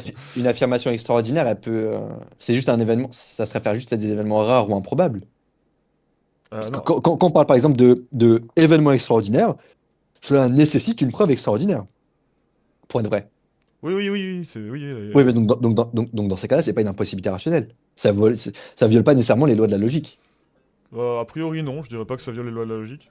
Merde. Tu viens de dire à l'instant que ça violait les lois de la logique. Attends, quel truc? Attends, excuse-moi, j'ai un appel en même temps. Bah, un événement extraordinaire. Un événement extraordinaire. Oui, oui, oui, oui, pardon, oui. Un événement extraordinaire, ça viole les lois de la logique, oui. Oui, excuse-moi, oui. Mais tu viens de dire, tu viens de dire encore à l'instant que c'était pas une. Ok, je viens de me contredire, voilà, t'as marqué un point, t'es content. Bon, Ah, mais en tant que tel, en tant que tel, en tant que tel. en tant que Quand on tel. parle d'un événement extraordinaire, ça nécessite une preuve extraordinaire pour que ce soit vrai. Un événement extraordinaire, pour moi, c'est juste un événement qui est très rare ou improbable. Je te donne un exemple, et je l'ai fait avec Zéoclo, Mhm. l'argument du loto. Tu vois. Oui, l'argument du loto, c'est des valeurs très improbables. Et justement, pour moi, l'extraordinaire, c'est justement que le gagner au loto ne transcende pas les lois de la nature. Le gagner au loto ne viole pas les lois de la nature. Tu peux gagner Bien sûr. 50 fois au loto d'affilée, donc avoir une chance sur un milliard, 2 milliards, 2 milliards, 2 milliards, ça ne viole toujours pas Ouais, les lois ouais, de la c'est. nature. C'est quelque chose qui est Oui, mais hautement ce serait un improbable. événement. C'est juste Oui, ça, quoi. d'accord, mais ce serait un événement extraordinaire. Mhm. Donc, Justement, l'extraordinaire, affirmation extraordinaire, événement extraordinaire existe. Ça ne viole pas les lois de la logique pour autant. c'est C'est juste justement que c'est un événement extraordinaire. C'est justement pour ça que le mot extraordinaire, il est un peu galvaudé dans cette situation, parce que forcément, si tu vas chercher Oui, sur oui, oui, Google je la comprends. définition d'extraordinaire, oui, oui, Non, mais voilà. je comprends, je comprends. Donc c'est là où j'ai un Et peu tu de vois, mal, quoi. non, mais de toute façon, même quand tu prends l'étymologie, extraordinaire, c'est une chose qui est très, très, très, très, très, très, très, très peu probable, tu vois. Oui, mais c'est pas Mais ça reste quand même une possibilité, ça reste quand même une probabilité. en ce qui concerne les miracles, moi, c'est pas comme ça que je vois l'extraordinaire. Après, voilà, je suis d'accord avec Oui, toi que mais c'est. tu sais, les miracles, c'est juste une rupture des habitudes, hein. Oui, oui, bah c'est quand même une sacrée Oui, rupture, hein. mais c'est. Enfin, Bah, non, ressusciter. une rupture des habitudes. Non, mais attends, je vais t'expliquer pourquoi. En fait, justement, et c'est là que je reviendrai sur le truc du théisme. Mhm. Tout à l'heure, tu me dis qu'il faut que je prouve que mon Dieu est le Dieu théiste. Moi, depuis tout à l'heure, je te fais beaucoup d'arguments, ou est-ce que je n'observe pas concrètement de réponse, du moins pertinente pour ma part. Peut-être que pour les autres, c'est pertinent. Pour ma Ouais, part, pour l'instant, ça ne l'est pas. pas de problème. Euh, et en fait, justement, c'est à ce moment-là que tu me dis que ton athéisme, il commence. Mais forcément, si tu restes bloqué dans ta vision de dire, OK, moi j'ai une vision purement matérialiste, ça c'est faux. Non, c'est pas parce que tu as une vision purement matérialiste que cette chose est fausse. Je reste On bloqué peut, dans. obser- on peut dire que des choses sont vraies sans pour autant les observer empiriquement. Le Oui. principe de non-contradiction, par exemple. Oui, oui, oui, ça, je suis d'accord. Je suis d'accord que ça me paraît tout à fait logique ce que tu viens de dire, mais le problème c'est que je suis pas bloqué dans mon matérialisme, je suis bloqué dans ce que j'appelle vulgairement la réalité. C'est-à-dire que quand je vois quelque chose, voilà, je ne vois pas des mecs ressuscités, je ne vois pas des hosties qui se mettent à saigner, je ne vois pas le soleil qui se met à danser devant une foule en délire. Ces choses-là, je les ai Oui, jamais mais vues. Tu vois, c'est. oui, oui, bien sûr. Mais qui nous dit. Et ok, je te pose une question. Imagine, tu vois ça demain. Qu'est-ce qui se passe? Bah, je deviens, peu importe la religion qui avait prédit ça à l'avance, je deviens le membre de cette religion, moi, y a pas de souci. T'as dit Si- prédit ça à l'avance? Ouais, Oh, prédit ça à bah, l'avance, c'est ouais. intéressant parce que. Oui, mais c'est marrant parce que David, Daniel, Ésaïe et Jérémie, ils ont prophétisé, donc ils ont prédit qu'un événement allait se passer. Et cet événement, il s'est passé avec une description parfaite. D'ailleurs, il y a même un truc que j'ai pas dit. Tu sais que Judas, tu connais Judas, celui qui a trahi Jésus. Oui. Et ben lui, il a vendu Jésus pour 30 pièces. Mais dans les anciens textes, des siècles avant, on nous dit que le Messie, quand il mourra, eh bien, il sera vendu pour 30 pièces. Et encore une fois, comment tu réponds à ça, tu vois, par exemple? En fait, tu vois, c'est plein de corrélations comme ça. Je dis... Pour moi, attends, justement, je finis juste mon point. Vas-y. Pour moi, si tu me dis que corrélation n'implique pas causalité, je peux être d'accord, mais pas dans tous les cas. Là, par exemple, là, ce que je te montre, certes, c'est des corrélations, mais qui pour moi impliquent la causalité. C'est comme si demain je prie face à un tétraplégique, et que juste après ma prière, il se lève. Là, tu vas me dire corrélation n'implique pas causalité. Non, Mais non, tu non, vois, c'est non. pas dans tous les cas. Non, si tu pries pour un tétraplégique et qu'il se lève, demain je deviens chrétien. Tu peux le noter quelque part, c'est la vérité. Hein. Ok, mais là, du coup, justement, ok, mais là, tu m'as parlé de choses qui ont été prédites. Là, les choses qui ont été prédites, c'est des événements qui sont très, très, très, très, très peu probables. C'est-à-dire que c'est des événements, c'est des affirmations extraordinaires. C'est-à-dire que David, Daniel, Jérémie, Ésaïe font des affirmations extraordinaires pour un événement futur, et cet événement, il se réalise avec perfection. Il y a un problème. Corrélation n'implique pas causalité, je suis d'accord, mais pas dans ce cas-là. Alors justement, pour revenir à ton exemple, l'exemple des 30 pièces, je le connaissais pas, je vais me documenter après notre débat, parce que c'est très intéressant ce que tu me dis, mais pour moi c'est une énième preuve que bah, du coup les évangiles ont été écrits en fonction de l'Ancien Testament, parce que on sait bien que les Ah évangiles... bah oui, mais là, c'est Bah trop oui, simple. bah oui c'est trop simple, mais bon... Bah, là, c'est trop simple de dire ça. Là, regarde, là, justement, faut que tu apportes ta preuve. Si bah, vous êtes ma, véridique, apportez votre preuve. ma Là, preuve... moi, je t'apporte la preuve. Justement, tu m'as dit que tu connaissais pas cet argument. Mais la première réponse que tu me donnes, c'est falsifié alors que tu connais même pas les choses. Tu Bah, vois? je connais pas les choses, mais je sais que les évangiles ont été écrits après la mort du Christ. Donc, à partir de là, Oui, c'est présumer vrai. que ça a été écrit de façon à coller avec la narrative de l'Ancien Testament ne me paraît pas délirant. En tout cas, ça me paraît moins délirant que de présumer que c'est le créateur de l'univers qui aurait inspiré des mecs. Oui, mais quand les Romains ils sont venus chercher Jésus, historiquement, c'est parce que Judas l'avait vendu à Jésus. C'est-à-dire que même si on parle uniquement des évangiles, ok, très bien. On enlève les évangiles. Historiquement, Jésus, il a été récupéré par les Romains. Et les Romains, pourquoi ils l'ont récupéré? Bah, tout simplement parce que Judas avait donné leur position. C'est tout. Et que par conséquent, ils l'ont vendu pour 30 pièces. Et c'est pour ça qu'on nous dit que Judas s'est suicidé par la suite, parce qu'il avait vendu Jésus. Donc, bien que tu me dises que les évangiles sont falsifiés, je veux bien l'entendre. De un, faut apporter la preuve. De deux, ça correspond pas avec les événements historiques que l'on perçoit. Bah, Et vas-y. le troisième point, c'est que, je te l'ai dit tout à l'heure, les historiens, ils se servent des évangiles pour justement décrire la réalité historique. Et même par rapport à la résurrection, la preuve, Bartherman nous dit que les apôtres, ils ont réellement cru que Jésus était ressuscité. Et ça, il le tire de par les textes. Tu vois? Oui, enfin, je pense pas que Barterman dit... Non, Bartherman, c'est un sceptique. Hein. Voilà, Bartherman, c'est un sceptique. Je te dis juste quand mot même. pour mot ce qu'il dit. Hein. Non mais oui, bien sûr qu'il croyait qu'il a ressuscité, sinon on serait pas 2000 ans plus tard en train d'en parler avec face à moi un chrétien. Oui, évidemment qu'ils ont Non, dit pas ça. nécessairement. Si on disait par exemple que c'était falsifié, il pourrait très bien dire, bah non, ces personnes-là, ils ont menti. Tu vois? Mais là, il dit, non, ils ont réellement cru que Jésus était crucifié. Tu vois? Mhm. Ouais, mais encore une fois, le fait qu'ils aient vraiment cru ça, y a pas de problème, hein, dans l'absolu. Mais moi, je pourrais appliquer le rasoir d'Occam à ça. Et qu'est-ce qui est le plus plausible? Que des mecs se soient fait matrixer par un concours de circonstances ou plein d'autres explications alambiquées que personne n'a vraiment? Ou alors c'est le créateur de l'univers qui s'est envoyé lui-même mourir sur... Enfin, je veux dire... excuse-moi, mais pour moi, la Ah, tu réponse... crois au hasard de Cam? bah oui, je pense qu'il peut s'appliquer dans beaucoup de circonstances. Après, je pense pas que c'est non plus... D'accord, ok, c'est intéressant. Alors, je Moi, vais quand même mettre de la moi, je suis nuance. d'accord avec le hasard de Cam. Hein. Non, mais je vais quand même mettre de la nuance. À mon avis, c'est quand même c'est pas non plus c'est un outil qui facilite les choses, mais qui n'a pas de valeur absolue, quoi. Si je pouvais le dire comme ça. Voilà. Oui, je suis d'accord avec toi. Ça peut être un moyen pour expliquer des choses plus facilement. Mhm. Attention, parce que le rasoir de Cam, il a été fait par Occam, un catholique. Oui, Et non, il a bah... utilisé ce principe-là, le rasoir de Cam, il a été utilisé pour prouver l'existence de Dieu. Donc tu utilises des principes qui sont pour prouver l'existence de Dieu. Bah oui, non, mais à ce compte-là, Isaac Newton... C'est un peu contradictoire avec l'athéisme, Isaac Newton, quand il a même. réussi à calculer la gravité. Tout le monde calcule tout avec la gravité maintenant. Bon, voilà, je vois pas ce que ça apporte, en fait. Bon. Non, mais ce que je veux dire, c'est que oui, mais d'accord, mais la gravité n'a rien à voir avec Dieu, tu vois. Lui, il utilise ce principe pour prouver l'existence de Dieu. Oui, mais le rasoir C'est-à-dire que la d'Occam, raison la plus naturelle et la plus crédible, c'est de croire que Dieu existe. le rasoir De d'Occam pas peut un argument s'appliquer... qui fait. Non, mais je comprends, mais le rasoir d'Occam peut s'appliquer à plein de choses qui sont en Bien dehors sûr. du cadre Et du là, débat et sur justement, Dieu. bien sûr. Et c'est pour ça que d'ailleurs, je t'ai parlé de la chose la plus crédible. Donc, quand je te parle de chose de plus crédible, entre guillemets, j'applique le rasoir d'Occam. Mhm. C'est-à-dire que la chose la plus crédible par rapport à ces événements, c'est de dire que c'était prophétisé, c'est tout. Oui, bah ça on n'est pas d'accord, mais... bon.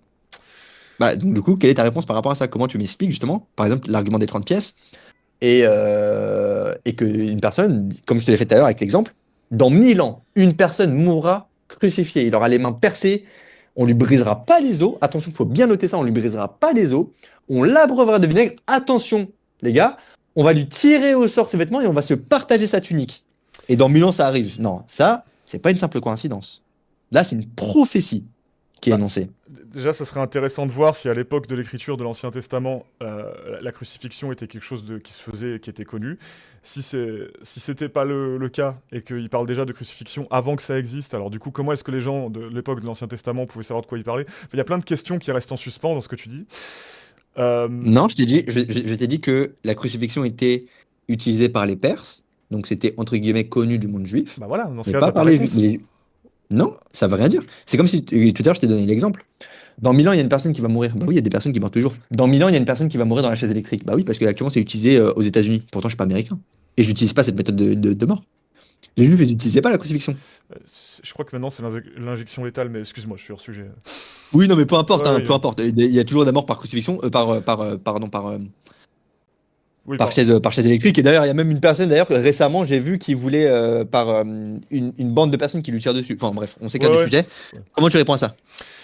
Bah, justement, en fait, je suis un peu embarrassé parce que je peux pas te répondre sans me répéter. Et j'aime pas me répéter.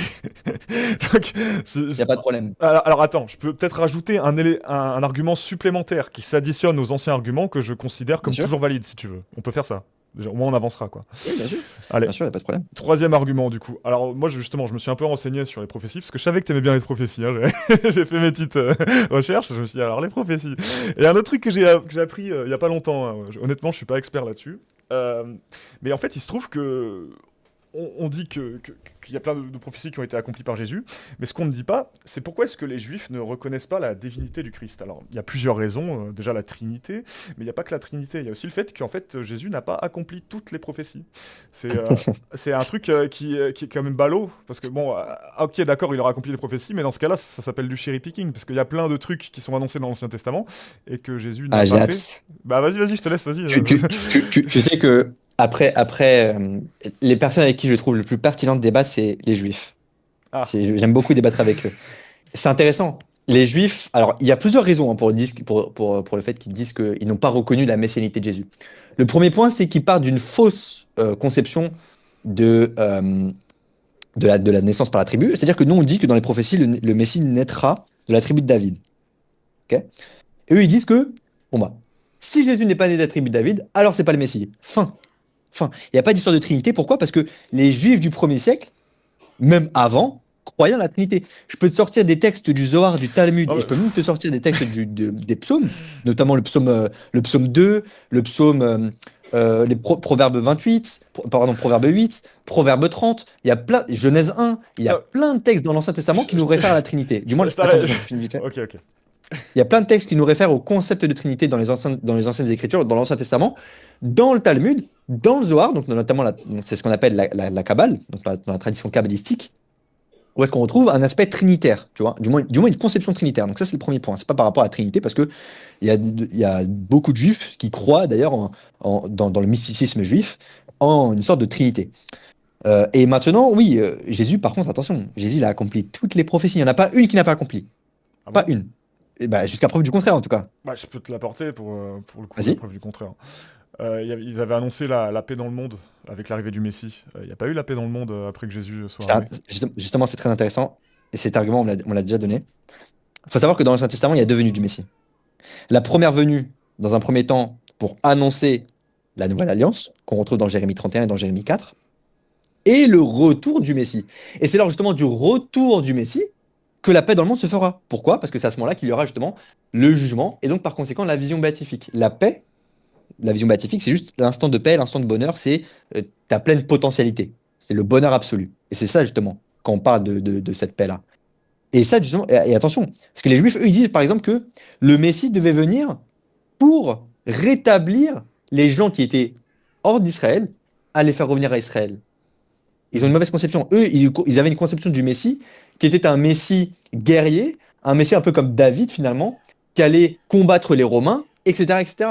Tu vois? Mhm. Et là, actuellement, chez eux, les Juifs, actuellement, quand on prend le Talmud, le Messie doit venir pour combattre les Romains. Il doit venir pour remettre la paix à Israël. Mais la paix à Israël, elle sera faite lorsqu'il y aura justement la seconde venue du Messie, qui est Ouais. très clairement annoncée dans les anciens textes et aussi dans le Nouveau Testament. Mais là, on s'écarte un peu du sujet en tant que tel parce que Là, c'est plus si je faisais un débat avec un juif. T'es pas juif. On va pas faire Alors, d'herméneutique, toi et c'est moi. justement ce que j'allais dire, c'est des débats interreligieux. Moi, la Trinité, Exactement, c'est de l'herméneutique. Mais toi, je peux te répondre facilement par rapport à ça. Ouais. Tout ce que je viens de te dire, c'est certifié. Je pourrais t'apporter les sources en privé, y a pas de problème. Mais moi, c'était surtout pour dire que bon, enfin, il y a plein de prophéties de l'Ancien Testament qui ne sont pas accomplies dans le Nouveau Testament. Tu me dis que ça va être la deuxième venue du Christ qui Mais la annoncera deuxième venue la. du Messie, elle est annoncée. Oui, Elle est annoncée dans l'Ancien Testament et dans le Nouveau Testament. oui, Une oui. prophétie, comme je te l'ai dit, c'est pas forcément. Justement, la prophétie qui est annoncée dans l'Ancien Testament, ça veut pas dire qu'elle va forcément se produire dans le Nouveau Testament. Ça, c'est une fausse implication.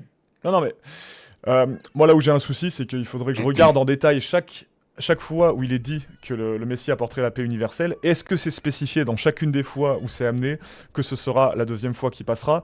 Ça, j'en suis très peu convaincu, mais encore une fois, je ne connais pas les textes par cœur, donc je ne peux que présumer que j'ai raison sans en apporter la preuve, malheureusement, parce que je suis pas en train de faire une vidéo, c'est plus compliqué, hein.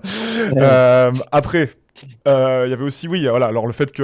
est-ce que tu as un truc à dire d'ailleurs sur le fait que Israël ne s'est pas rassemblé en son règne? Tu sais, c'est un truc qu'on entend souvent de la part des Juifs aussi. Et bah, je tiens à te dire que la nouvelle Israël, c'est l'Église. Voilà, c'est un petit tips que je te donne, Ah, c'est un petit cadeau. La nouvelle Israël, c'est l'Église. Et pourquoi? d'accord. Parce que dans l'ancienne alliance de Dieu avec les hommes, tu avais une première alliance, donc avec Abraham, etc., etc. Et tu as une nouvelle alliance, comme je te l'ai dit, qui était prophétisée dans Jérémie 4 et dans Jérémie 31. Où Mhm. est-ce qu'on nous parle d'une nouvelle alliance? Donc la nouvelle Israël. Et cette nouvelle Israël, c'est justement l'Église. Ok, mais du Parce qu'en coup... fait, bon, ça je pourrais te justifier, mais en fait, c'est vraiment là, c'est vraiment si on faisait un débat herméneutique, tu vois. Je pourrais rentrer dedans, je non, pourrais c'est t'expliquer de intéressant. A à En Z. vrai, c'est intéressant, hein. Enfin, moi, je sais pas, si t'as pas envie de parler de ça, on peut Oui, changer de bien sujet, sûr. hein, mais y a pas de souci. Bah, non, non, non, c'est pas ça, c'est juste que je te dis, voilà, je te le dis, l'ancienne Israël, voilà, c'est le sacerdoce chez les Juifs. La nouvelle Israël, c'est l'Église par la venue du Messie. Mais du coup, l'église est fragmentée, il y a des mouvements protestants, il y a bien- Bien il y a, il y sûr, a- il y a des, il y a bien des, c'est sûr. des vacantistes, il y a eu Bien des sûr. guerres. Ok, mais du Bien coup, sûr, je suis d'accord avec toi. mais du coup, elle s'est Bah, pas justement, je vais assemblée, te du coup. répondre. Ok, Bah, ok. si, justement, je vais te répondre. Vas-y, vas-y, je t'en prie. Toutes ces personnes-là, en tant que telles, ils sont pas dans l'Église. Parce que l'Église, elle est une. L'Église, elle est Ah, catholique. je Ah bah comprends attends, non, mais justement, je et là, comprends le raisonnement, je comprends le raisonnement. Ouais. Ah, attends, C'est là, on parle intéressant, justement ça. dans un débat intra-religieux. Non, non, mais c'est Là, intéressant, hein. l'Église. Mais oui, tu vois, mais Jésus, il a fondé une église qui date d'il y a 2000 ans. Pour nous, les catholiques, l'église qu'il a fondée, c'est l'église catholique parce qu'elle existe depuis 2000 ans. Et elle a été faite sur la personne de Pierre et sur la foi de Pierre. Ouais, mais tu Tu es comprends Pierre et que... sur cette pierre, je bâtirai mon église. Donc, toutes les églises qui sont faites, par exemple, en 2008, 2009, 2010, tu vois, c'est pas l'église du Christ. Ouais. Et c'est pour ça qu'on dit, dans les Écritures, l'église est colonne et appui de la vérité. Parce qu'elle est indivisible, l'église. L'église, elle est immaculée dans les Écritures. Voilà, ma petite réponse par rapport à ça. Mais là, on fait vraiment de Ouais, l'herméneutique comme ouais, si non, on non, mais était. moi je me régale, hein, parce que c'est des questions que j'avais. En fait, tu m'apportes direct les réponses, comme ça, au moins je vois un peu c'est quoi Il n'y a pas de l'argumentaire problème. chrétien là-dessus. Super intéressant. Et c'est vrai que ouais, bah, en fait, mais du coup, ce discours, il est pas entendable pour un protestant ou pour, pour n'importe qui est déconnecté Oui, de l'église mais catholique romaine, maintenant, quoi. mais attends, c'est là où est-ce qu'on part dans un échange, où est-ce que je peux montrer, tu vois, par les textes bibliques, que l'église que le Christ a fondée, tu vois, c'est l'église catholique, tu vois. Ouais, ok, ok, ok. Voilà. Bon, après, ça, c'est des détails d'intra-religieux. Oui, Chacun oui, pense non, comme non, il mais veut, c'est mais vrai que dans tous les moi. cas, mais dans tous Bon, les cas, même pour les protestants, voilà, la seule église vraie, c'est les protestants, c'est pareil, hmm, ça, c'est pareil pour tout le monde. ok, ok. Non, non, mais c'est vrai Maintenant, que voir qui a raison. bah, d'un point de vue athée, c'est vrai que de base, voilà, c'est pas mon combat entre guillemets, même si. Mais en tout cas, voilà, ok. Bon alors. Euh, on peut peut-être recentrer un peu le débat sur ce qu'on disait avant. Bien sûr. Après, moi, je te mens pas, je vais pas Ah, tarder dans très longtemps, c'est vrai qu'il est je déjà pense. 19h40, hein. En fait, ça fait déjà 1 heure qu'on parle, hein. Ça passe vite, hein. Ouais, ouais, ouais, ça passe vite. Bah, tu vois, quand c'est intéressant, c'est la providence, c'est encore une fois ça. Et je suis content, on s'est pas étripé en plus, parce que j'ai vu pas mal de débats où ça se finissait par un mec qui dit «Oh non, mais je te troll», et puis après ça raccroche comme ça et tout.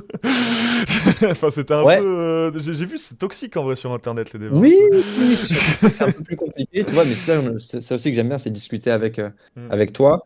Quand j'ai vu ton débat avec Absinor, avec Olivier Bonassi, je me suis dit, bon, bah, faut que je discute avec lui sur les licences de jeu, je pense que Ah. c'est très intéressant. Et parce qu'en fait, moi, je me suis dit, tu vois, quand j'ai vu tes échanges, j'ai vu que tu étais une personne qui était intelligente, qui Gentil. recherche en tant que telle la vérité. Là, moi, je t'apporte, moi, je vais te dire une phrase, c'est une citation d'une sainte. Je ne suis pas censé vous le faire croire, je suis censé vous le dire. Là, je t'ai dit les choses, je t'ai montré pourquoi moi j'y croyais, je t'ai montré les preuves, pour moi, bien sûr, qui sont beaucoup plus crédibles que de croire en toute autre chose par rapport à l'existence de l'être nécessaire. Ça, pour moi, c'est prouvé. Il y a pas eu de réponse concrète parce que, comme tu me l'as dit toi-même, je pense que tu peux le dire honnêtement. T'as pas forcément compris. Et puis, même après quand tu l'as compris, quand je t'ai bien expliqué, Tu vois, il n'y a pas eu de réponse pertinente en tant que telle. Ah, Pour les pro... je l'avoue, hein, je l'avoue, sur la première partie, j'étais Non, un mais il n'y a peu pas de nul. problème. J'étais un peu nul parce Pas de qu'en fait, problème. c'est tellement compliqué qu'arriver à faire une réponse détaillée qui répond vraiment sur le fond, j'avoue que c'est compliqué. Après, bon, je Mais sinon, considère. sinon, au pire, Voilà, toi, tu pourras te pencher sur ce sujet. Je ouais. t'enverrai, moi, mon argument. Tu pourras l'étudier, il n'y a pas de problème. Puis ensuite Mm. on y rediscutera. Je pense que même si tu réécoutes ce débat, tu pourras dire, mais j'avoue qu'en fait, là, c'est pas bête ce qu'il dit, tu vois. Ah, je pense qu'il y a un gros problème avec le charabia, mais bon, je vais. Ouais, mais J'ai tu me un dis, je avis. t'expliquerai les termes, il n'y a pas de problème, je t'expliquerai les termes. Ouais, ouais. Voilà. Mais moi, je pense que je vais quand même faire ma conclusion parce que ça fait quand même un peu longtemps, j'ai un peu faim. Ouais, vas-y, vas-y. Bah déjà, je te remercie d'avoir échangé avec moi. Je vous remercie aux gens qui ont écouté l'échange. C'était très intéressant, c'était très pertinent. Pour ma part, voilà, je te le dis honnêtement, pour moi, je pense qu'il n'y a pas eu de réponse assez pertinente de ton côté par rapport à l'existence de Dieu. On vient d'en discuter, c'est bon, c'est plié. Pareil par rapport aux prophéties, je pense qu'on aurait pu aller un peu plus loin. Je pense qu'on aurait pu aussi parler de crédibilité, au sens que, en vrai, quand tu as cité le Rosaire de Cam, c'était beaucoup plus crédible de croire ce que moi je t'ai énoncé plutôt que de croire en une autre chose qui n'avait pas forcément de justification valable. Tandis que moi, je t'ai exposé argument, raisonnement, crédibilité, etc. Notamment même avec l'argument de Judas. Et pour le dernier point, bah, en fait, on a discuté que de ça, en fait, les prophéties et l'existence de Dieu. Donc C'est vrai. finalement, moi, je t'enverrai, on en rediscutera aussi en privé, il n'y a pas de problème, si on pourra se refaire un échange par rapport aux prophéties lorsque tu auras, on va dire, plus étudié les textes par rapport à ça. Et ouais, il n'y a aucun problème pour qu'on rééchange. Moi, je pense que tu es vraiment en démarche d'honnêteté intellectuelle. Je pense vraiment qu'on peut faire quelque chose par rapport à la crucifixion et tout, par rapport à la résurrection. Et justement, je te redis, c'est bien que tu sois athée vis-à-vis des religions. Je pense que tu es ouvert. Mais justement, si tu pars déjà de ton postulat, non, ça c'est faux parce que moi je suis athée, et que justement tu n'ouvres pas la porte au théisme, sachant que si l'être nécessaire que je t'ai mentionné ici, il a pu causer l'univers, il n'y a aucune raison pour qu'il puisse pas interagir avec la création et faire toutes ces choses-là. Ah bah, En tout bien cas, je te sûr. remercie d'avoir échangé avec moi, ça m'a fait plaisir. Y a pas de souci. Du coup, bah, toi, tu vas partir maintenant parce que j'avais peut-être des questions du chat ou. Ah, mais t'as faim, tu m'as dit. Ok, bah, je vais pas te retenir, vas-y, je vais pas te tenir la Ah, jambe. non, mais il n'y a pas de problème. Après, ça dépend c'est quoi comme type de question, tu vois, mais il n'y a pas de Ouais, problème, vas-y. ok. On va quand même prendre deux, trois. Quelques-unes, hein. Oui, voilà, juste 5 minutes, hein, t'inquiète après. Quant à moi, je peux faire une petite conclusion. En attendant que je fasse ma conclusion, envoyez vos questions en chat, s'il vous plaît, parce que tu sais, il y a un décalage de 20 secondes. Ouais, moi je considère que sur la première partie, j'avoue que pour moi, c'était vraiment très. Voilà, c'était très obscur. Alors, qu'est-ce qui est contingent, qu'est-ce qui est une cause. Enfin, ces discours-là, j'avoue que c'est pas mon point fort. C'est des sujets qui me laissent un peu. Bon, voilà, faudrait que je prenne plus le temps de laisser décanter ça à tête reposée. Je pense que ça permettra d'avoir un discours plus cohérent et surtout plus compréhensible en fait. Parce que le problème, quand on parle de ces sujets-là, c'est que j'ai l'impression qu'on est vite largué, que c'est très dur de suivre. Pour ce qui est de la partie où on parlait vraiment de pourquoi, là on était dans l'entretien d'embauche, pourquoi ton Dieu plutôt que le mien, c'est là où je trouve que j'ai quand même mieux réagi, parce qu'à mon avis, je suis désolé, mais les prophéties, y a Walou, hein, je veux dire, voilà, si la preuve de qu'il y a une prophétie, c'est justement qu'il y a un mec qui s'est fait exécuter au 1er siècle, alors que c'était le truc le plus commun qui puisse se passer à cette époque-là. Je suis désolé, moi en fait ce que j'aurais bien aimé c'est des concordances vraiment uniques. Et quand je parle de concordance unique, bah, désolé mais il n'y en a aucune. Se faire crucifier c'était pas une concordance unique. Boire du vinaigre, comme j'ai dit, c'est une boisson très populaire à cette époque. Partager la tunique à la limite, ok bon après qu'un mec soit mort peut-être qu'on lui volait de sa tunique. Enfin il n'y avait pas un truc vraiment unique qui ferait que tu pouvais pas le prédire à l'avance. Et puis même si on avait ce truc là, on pourrait toujours présumer de toute façon que vu que les évangiles ont été écrits plus de 50 ans, je crois que c'est 70 ans après la mort de Jésus, qu'il y a forcément pu avoir une falsification. C'est pour moi infiniment plus facile de postuler ça que d'imaginer que oui, c'est le créateur de l'univers qui a envoyé son fils se faire ressusciter. Euh, voilà, donc moi c'est en tout cas ce que je retiens de ce débat.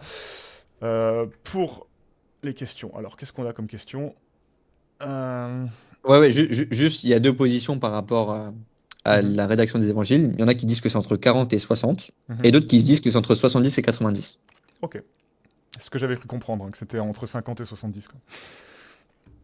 Ok. Alors. Tiens, je pourrais te parler tellement de prophéties, je pourrais te dire tellement de choses. Bah ouais, mais après on va y passer 5 heures, donc bon. Ouais, c'est ça le truc. Bah oui, en même temps, il y a tellement de prophéties, quand c'est Dieu qui agit. Alors, attends, je vais regarder les questions. En fait, S'il n'y a pas de questions, Bah, je je crois vais... que ouais, je suis un peu déçu là, les gars. Vous m'écoutez pas? C'est quoi le truc là? Vous avez dit Ah, bombarder? ils ont été convaincus, ils ont été Ouais, convaincus, ils ont été voilà, ils sont convaincus. tous devenus chrétiens et c'est fini, les gars. Il y a plus y a plus d'apostasie sur YouTube là. C'est bientôt ton Euh, tour. J'ai pris ça comme une menace, bizarrement. Tu sais, c'est bientôt ton tour. Bon, ok. Alors, bon, bah écoutez, s'il y avait des questions, je suis désolé, je les ai pas. Les apôtres savent-ils. Les apôtres savent que Jésus est mort et ressuscité car ils ont vu. Non, ça c'est pas une question. Euh, Ah, ça, c'est une affirmation. Ouais, c'est une affirmation. Une prophétie. Ouais. Bon, bah écoute, non. Voilà, j'ai un peu bidé. Voilà. Ok. J'ai un peu bidé en fin de Non, vidéo. mais c'est pas grave. Je pensais qu'il allait y avoir des questions dans le chat, mais il n'y en avait pas. Donc, je te souhaite un bon C'est pas appétit. grave. Et puis, Merci beaucoup, toi aussi. et puis c'était cool. À la prochaine. Allez, passe une bonne soirée. Ciao, que Dieu bénisse. Ciao. Que Dieu nous guide. Ciao.